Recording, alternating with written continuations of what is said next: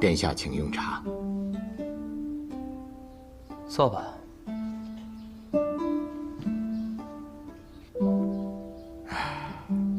许久未见到白王殿下了，没想到再次见到殿下，却让殿下见到了这番狼狈的景象。无妨，无论是多么狼狈，本王也都是看不见的。哦，长风失言了。本王只是跟朱雀使开个玩笑罢了。白王殿下所开的玩笑，向来都不是很好笑的。本王记得，儿时见到朱雀使，朱雀使总是劝我，不要活得那么累，开心一点，多笑一笑。这么多年，本王一直记在心里，可却再见到朱雀使，朱雀使依然觉得本王不好笑。哦，那倒不是，只是比起以前，好笑了些。也罢，本王跟其他皇子相比，因为这双眼睛，确实多了几分悲凉。今日之事，多谢白王殿下仗义出手。就算我不出手，朱雀使想要解决，也是易如反掌，只不过会慢一些。今日本王有急事，所以就越俎代庖了。哦，但不知白王殿下所说的急事是什么事呢？本王有一份口谕要传。放心，这份口谕不是给朱雀使的。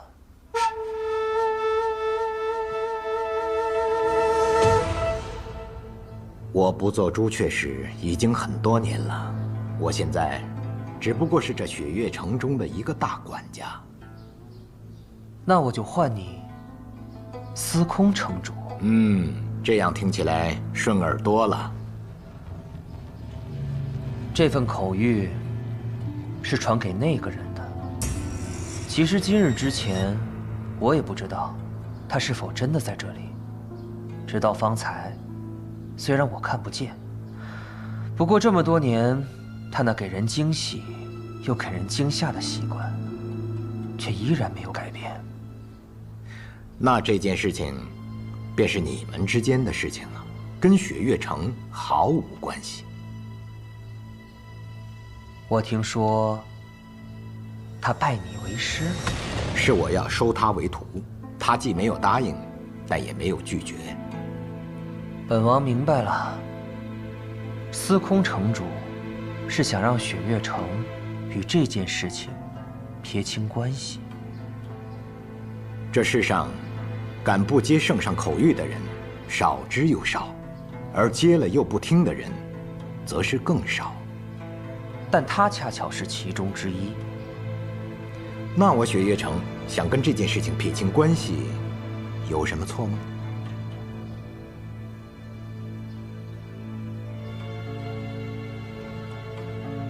本王明白了。都怪你！你说你为什么不多打一下？你那么着急的下去，你是怕师姐主动投降，你不得不娶她呀？六姐，你再胡说八道，我就撕了你的嘴！谁会想先投降？谁会想嫁给这个家伙？千洛，这一次萧瑟的确出了不少力，若没他的话，今日怕是很难收场。还有那个骆明轩师弟，等他伤好以后，你也去看看他。他若不是被人暗算，也能替你打赢那个段玄衡。萧瑟，多谢了。不客气。我司空千洛欠了别人的一定会还。要是萧瑟你哪天需要我拼命，我一定义不容辞，把这次的恩情给还了。不必了。萧瑟，平时不是挺热心肠的吗？你怎么整天摆着个臭脸？谁热心肠？你呀！哎，我跟你说，我今天都没叫他上去，他自己下冲去上去了。真的？千真万确。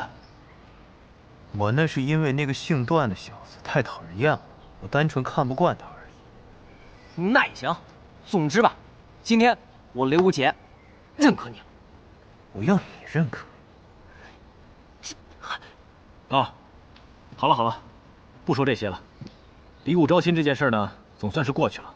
白王殿下也能当场证明这场比武的公正性，想来他们日后也不敢再说些什么。对啊，大师兄，那个王爷好威风啊，现场几百人一下就跪下了。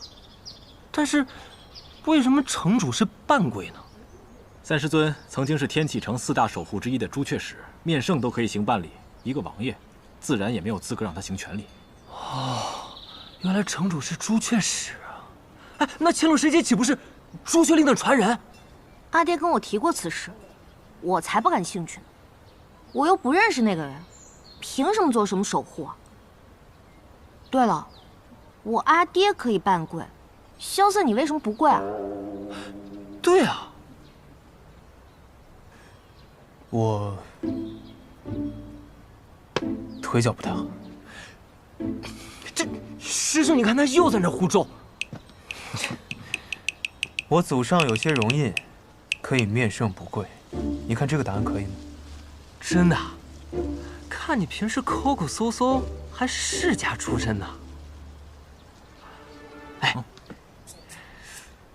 对了，大师兄，你说他一个天启城的王爷来我们雪月城干嘛呀？应当是有什么重要的事情要和三师尊商议吧。毕竟三师尊曾经是朱雀使，当今圣上能够登基，三师尊也有一份功劳。但是天启城的王爷突然来雪月城了，总给人一种不安的感觉。父亲早就说过，最讨厌的就是那座城里的人了。我倒是觉得那个白王殿下挺不错的，不过就是眼睛有那么一点不对劲儿。因为他看不见。看不见？他幼年时期拿了别人盘中的一块糕点，吃了之后就瞎了。这么多年明德帝寻遍天下名医也没能治好他。也是个可怜的人呢。萧瑟，尹长老，长老，白王殿下在后院等你，你先过去一趟。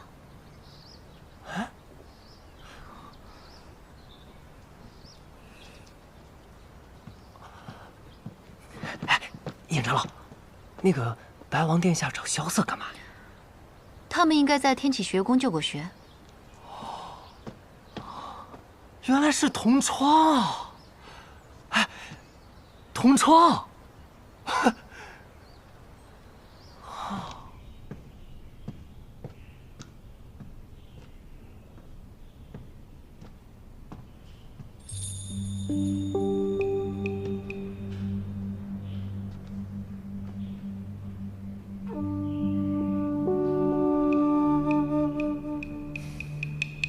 我是个瞎子，我看不到你，而你却能看到我。怎么？既然都见到了，也不唤我一声吗？参见白王殿下。你就是这么叫我的？我只是一介庶民，见了当今二皇子白王殿下，还能怎么叫？毕竟叫错是要杀头的。那你可知道，白日见我不跪，也是要杀头的。我的头就在这儿，殿下若是喜欢，拿去便是。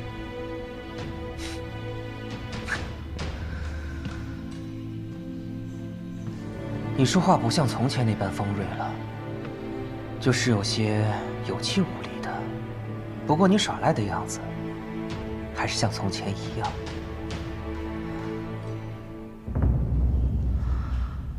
还是唤我一声二哥吧，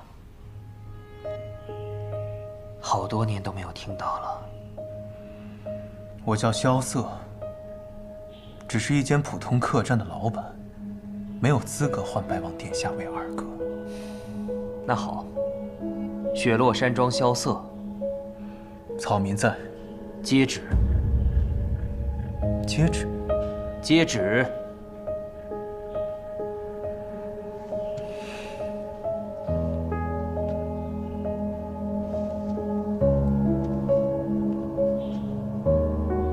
奉圣上口谕，赦免六皇子萧楚河过去一切罪错，恢复皇子身份，承袭永安王爵位，赏黄金10000两，珠宝100箱，即刻速回天启城复命。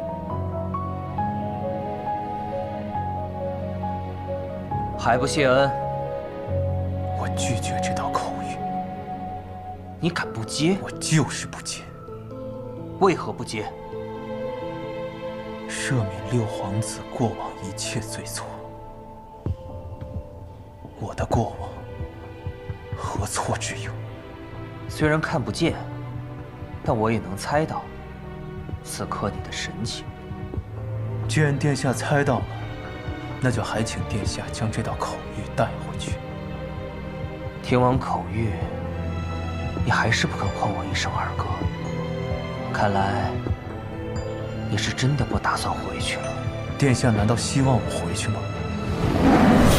当年我离城而去，有一人提剑而来，正是怒剑仙叶战天，当世5大高手之一。据我所知，他也是殿下的授业恩师。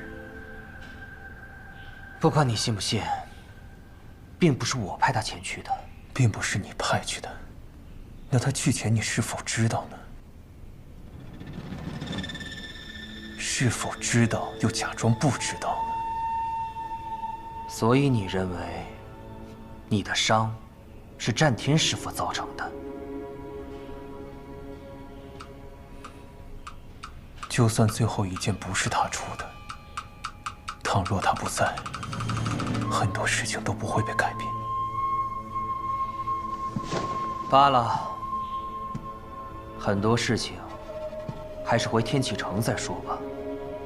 本王给你3日时间，你好好考虑考虑，是否要接下这道口谕，同我回家。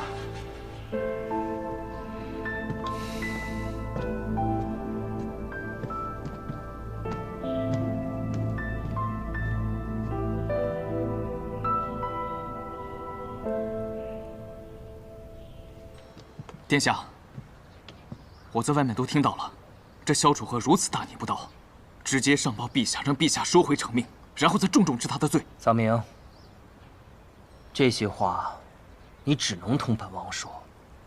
为何？记住，我与他并无恩怨。可当年那块糕饼是他。当年我们只是孩子。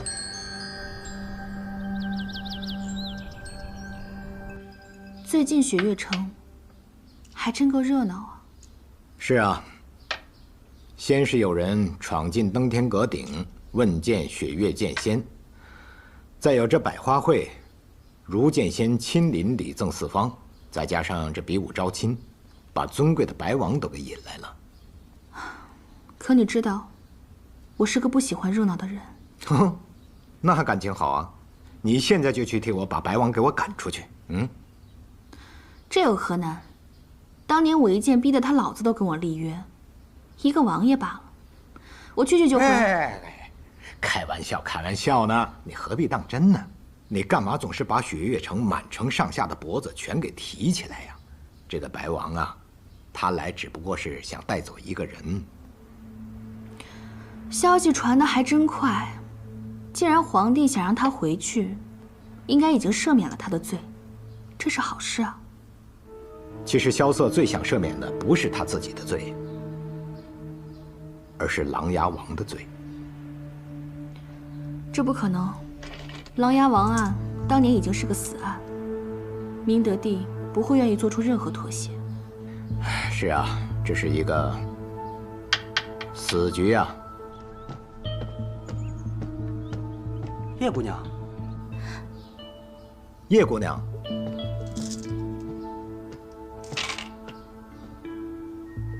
司空城主，二城主，叶姑娘，今天怎么这么有空到我这里来呀？我准备去药房取些药材，路过此地便来见见城主。哎，我那个丫头啊，要是有你这般懂事，那可就好了。怎么样，叶姑娘，身体恢复得如何呀？比来之时好了许多。看来我的医术还是差几分火候。啊，对了，我听说唐老太爷那边有一个法子，或许能够根治你的病。这样吧，你让唐莲抽空带你去一趟唐门。劳烦城主费心了。去吧。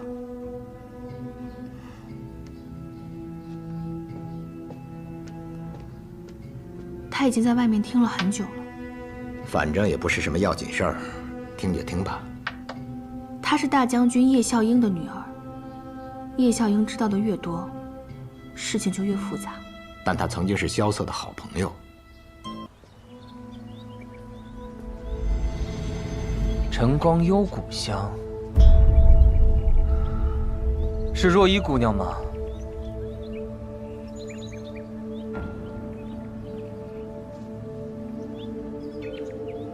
许久未见了，二皇子殿下。若本王没有闻到叶家独有的晨光幽谷的香味，那么若依姑娘是否打算就这么走过去了？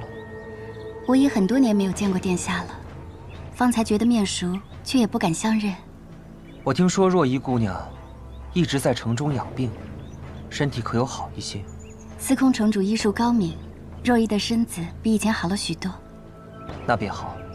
你与楚河自幼交好，能在此城中重逢，应该是很开心的事情吧？啊，楚河哥哥，他不是失踪很久了？哦，你没见过他吗？我向来一人独居在这别院中，平常从不与城中人来往，今日是过来取些药材的。他来此城已经许久了，此行我便是来寻他的。那殿下来寻他，是要抓他回去吗？抓？我是要将他带回天启。父皇已经免去了他所有的罪错，他之后还是北离的六皇子，永安王萧楚河。啊，那便很好呀。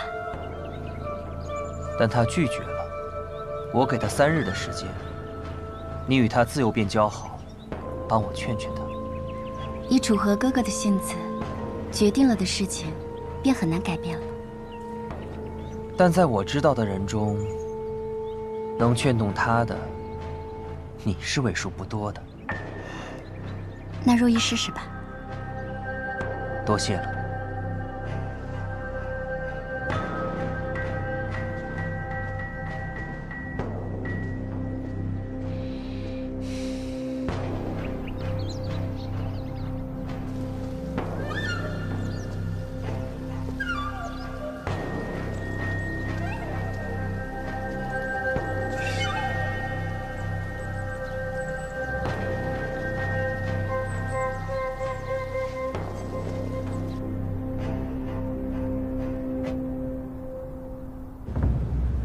你已经知道姑派人去找楚河的事了？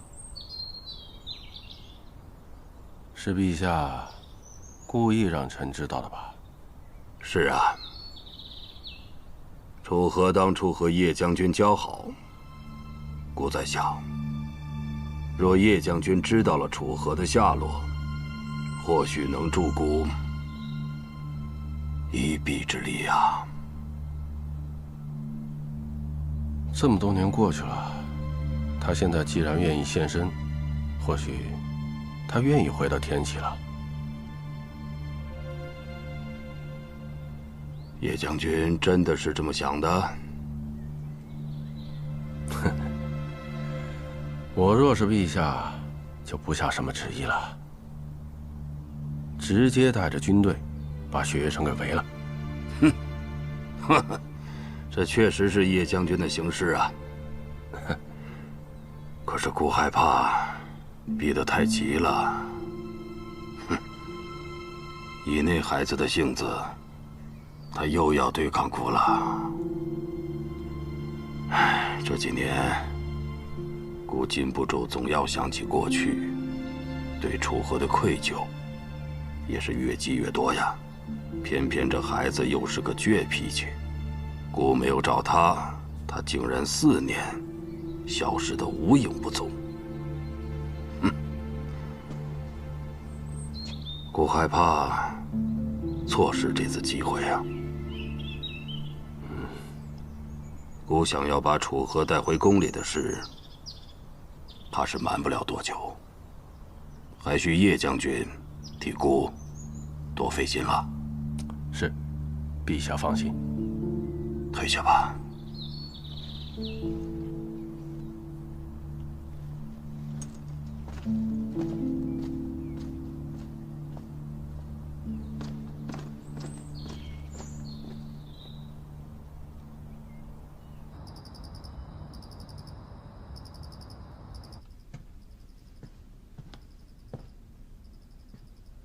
是什么风把你给吹来了？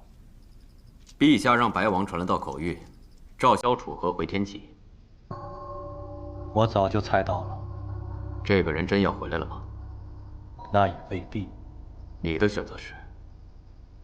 泰安殿牌匾上，龙峰卷轴内，写的谁的名字，我的选择就是谁。可那卷轴上还没有写字。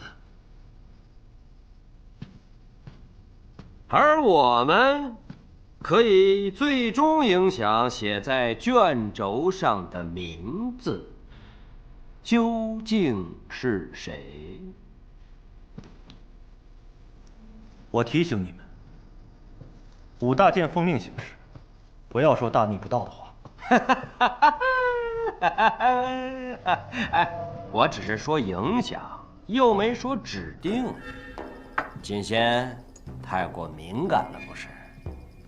谨言说的没错，若是以前，我们可以等圣上来定夺。但六皇子萧楚河重新出现，这一切全变了。我知道，你们中间有的人是白王的授业恩师，有的人是赤王的门中贵客。萧楚河的出现对你们来说，是最大的威胁。嘘，你不该在未和我们商议之前就把消息告诉陛下，更不该还没搞清楚那个人是否是真的萧楚河的情况下，没错。告诉我们，于师国那事的原委，那人是萧楚河的可能性究竟有几分？你们没有这个资格。嘿，皇子之事，岂是尔等可以随意议论的？大见。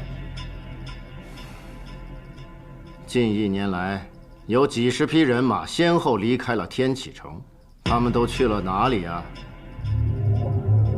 他们分别去了雪月城、无双城、木梁城、江南雷家、蜀中唐门、岭南老字号温家、望城山、武当山、少林寺、云林寺，甚至去了方外之地的天外天，以及无处可寻的暗河。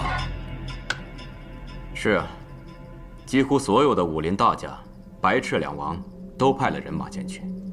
如今这朝堂上的纷争还没有结束，江湖上的争夺已经开始了。没错，你们说的对。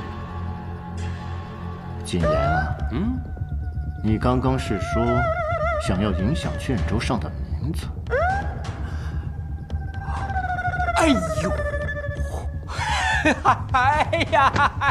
大剑呐，大剑！谨言一时妄言。你知道就好。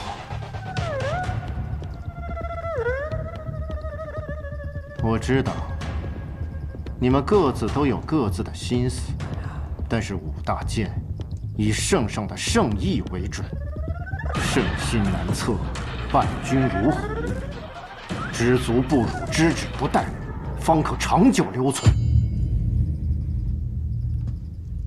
如果谁想不明白这一点的话，那就趁早退出武大剑。属下不敢。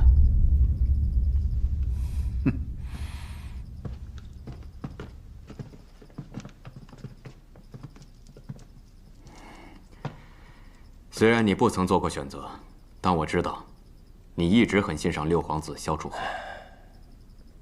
为什么一定要做选择呢？这些皇子，他们小的时候都是很好的朋友。只因为我们的利益驱使，才让他们变成今天这副模样。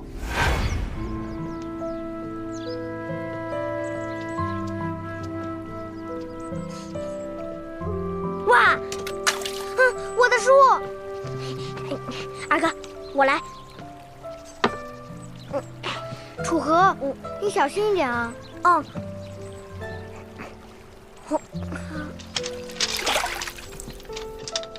二哥，你就别看书了，你看书都湿了，你就陪我玩一会儿吧。楚河，你天天被学堂老师骂也就罢了，还想害得我也背吗？二哥，其实啊，这书的内容我早就会背了，只不过是气那老头罢了。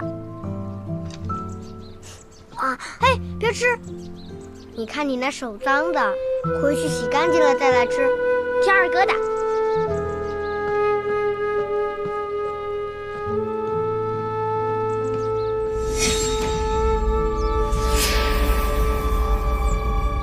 不能吃！不能吃！什么不能吃啊？你怎么来了？啊，我来给你送点吃的，来。哟，无事献殷勤，非奸即盗，有事求我，说吧。哎呀，没事儿，我就问问你，那个王爷找你什么事儿啊？尹长老说你们还是同窗呢。叙旧闲聊，没什么正事。行，你有秘密瞒着我们也没事儿，你不想说，我就不问。那个，比武招亲好不容易结束了，叶庄大事了结，要不去城里逛逛散散心？说正事。我好久都没见叶姑娘了，我想你陪我去串串门呗。没出息，你自己去找她呗。我多不好意思啊！司空千洛跟他是好朋友，你找司空千洛。千洛师姐我去找过了，她不在。哦，我听明白了，你是走投无路了才想起我来了是吧？不是，萧瑟你就陪我去一趟吧。你昨天那洒脱劲儿去哪儿了？你把这些都吃了，咱们再聊。啊！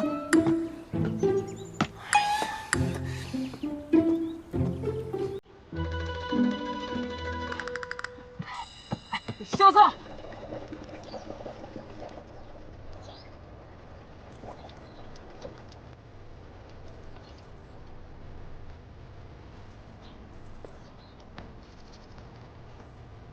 这顶好的红山朱颜，若是再多煮一刻的话，便会失去它最好的滋味了。啊！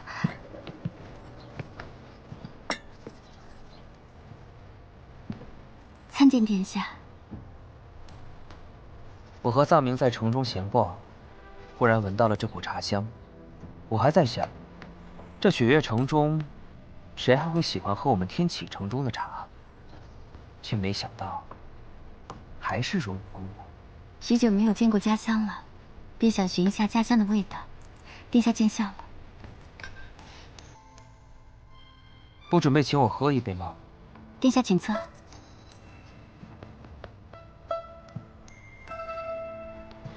萧瑟，你这么着急拉着我去找叶姑娘，想好理由了吗？要有什么理由啊？你就路过此地，有些口渴，讨口水喝。你若只想讨口水喝，那你可有口福了。啊？什么意思啊？上好的红山朱颜，配上苍山上化开的雪水来烹煮，这味道……哎呀，听不懂，听不懂。也是，对牛弹琴。哎呀，哎，果然是好茶。对了，若依姑娘，昨日有没有见到楚河？见到了，不过他跟从前相比，似乎有些不一样了。哦，哪里不一样了？以前他说话总是朗声高语，眉眼飞舞着，似乎对这世上的万事万物都有着绝对的自信。可如今的他，变得沉默懒散了不少。是啊，楚河是变了不少。那他有没有和你说说，这些年他都去哪里了？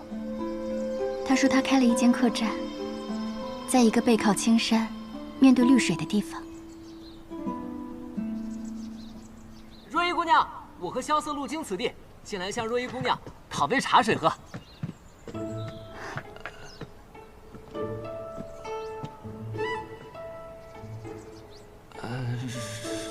若依姑娘，打扰了。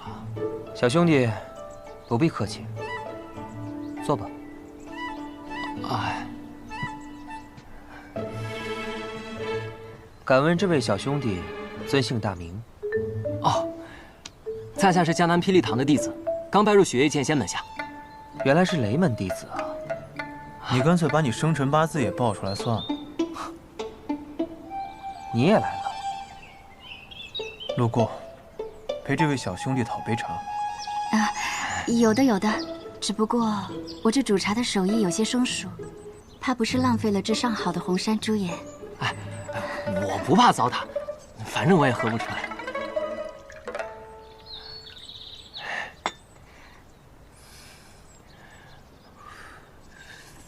雷兄弟，你不怕烫吗？啊，我练的功夫叫火灼之术，这茶水的烫算不得什么。哎，若依姑娘，再来一杯。那我给你倒杯热水算了，省得浪费这红山朱颜。萧瑟，我刚才是因为口渴我才一口喝的，这品茶我也会的。方才若依姑娘跟我说，昨日她已经寻过你了。啊，若依姑娘昨天去找你了？找我？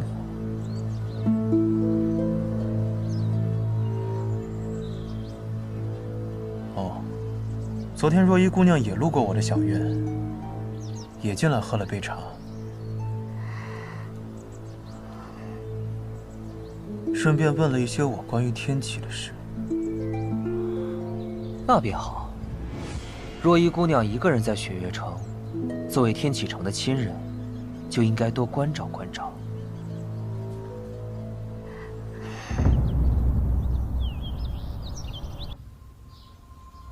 这凭什么让我做朱雀啊？听上去好娘啊！我要做青龙。不行，青龙是我的。哎，好了好了，就是个代号嘛。朱雀怎么了？长风，你看啊，连月他抽了个王八，也没说什么呀。我想揍你！阿爹。啊，阿爹，千洛，你找我来，坐坐坐。萧瑟这次帮了你那么大的忙，有没有谢过人家呀？谢过了，谢过了。你女儿我这点礼节还不懂呀？嗯，是我的乖女儿。哎，千洛，你说萧瑟这臭小子平时处处跟你作对，可是这次你比武招亲呢？你看他忙上忙下的，给你帮了那么多的忙，我怀疑他是不是有什么企图啊？哎，你觉得萧瑟这小子怎么样？什么怎么样？哎，脸红了，脸红了，脸红了！阿爹，你想什么呢？哎呦，千洛，我是你阿爹，心里怎么想的，跟阿爹说好不好？啊？哎呀，哎，你看，好精致的令牌啊！爹，你从哪儿来的？是不是要送给我的呀？送给你，当然可以了。不过你一旦拿起这块令牌，你可要承担很重很重的责任了。什么责任啊？说起来话长啊。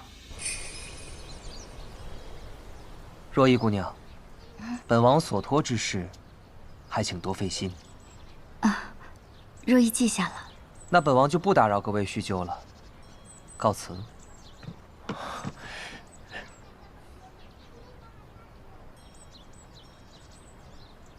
藏明，我们走。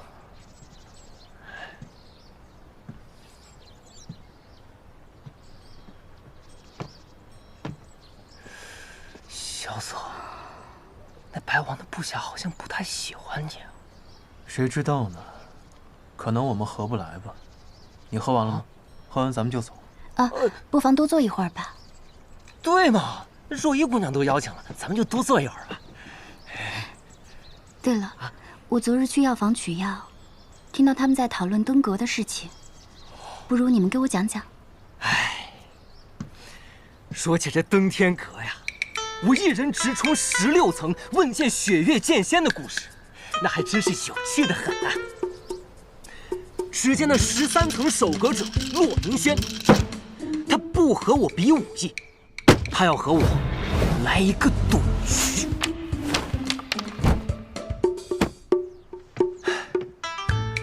还有我见到我师叔之时，我运尽了雷门所有绝学。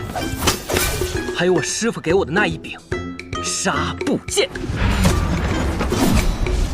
到了16层，我登高一吼：“霹雳堂雷无节，问剑雪月剑仙。”哎，等等，这登阁是你一个人的故事呀？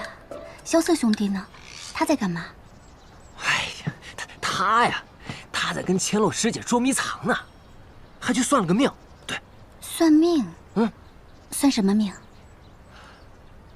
哎，对呀，萧瑟，你算命算了个什么呀？我算了一件事。什么事儿？龟。龟？那结果如何？没有结果，因为算到一半，我后悔了。既然你都去算了，为什么不问结果？因为后来我发现，我要算的这件事，我一直都不在乎。那你在乎什么？他肯定是在乎钱啊！那望城山的掌教弟子算一卦得多贵啊！你说的对。啊，还真是因为钱啊！你这登天阁的事迹也讲完了，咱们走吧。真是3句不离走。行吧，行吧，若依姑娘，那我们就改日再来看你了。日来也无妨的，我这院子里冷清，你们来了还能陪我说说话。行，那我明日就来。不，明早就来。走了。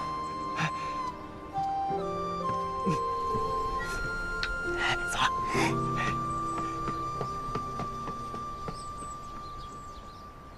龟。当年北离朝中皇子争斗，整个天启城无比混乱。琅琊王召集了4名绝世高手，组成了天启4守护，誓要重安天下。阿爹我便是其中的朱雀使，最终我们成功了。我明白了，就是说当年阿爹你拿到这块令牌时，就承担起守护天启的重任。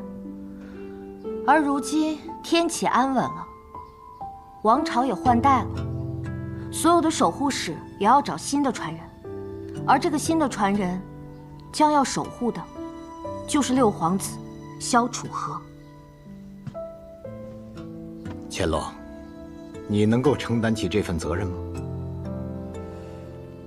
我的女儿就是聪明，3言2语就听得明明白白。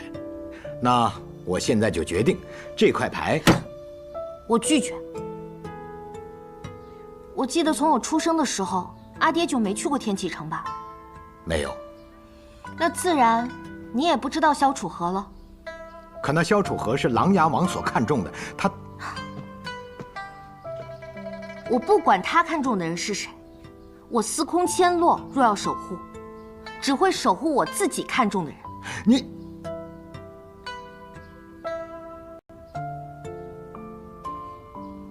我才不要做什么药王，我要做天下唯一的枪仙。唉，阿爹，我记得有一位大师跟我说过一句话：少年人要有自己的江湖。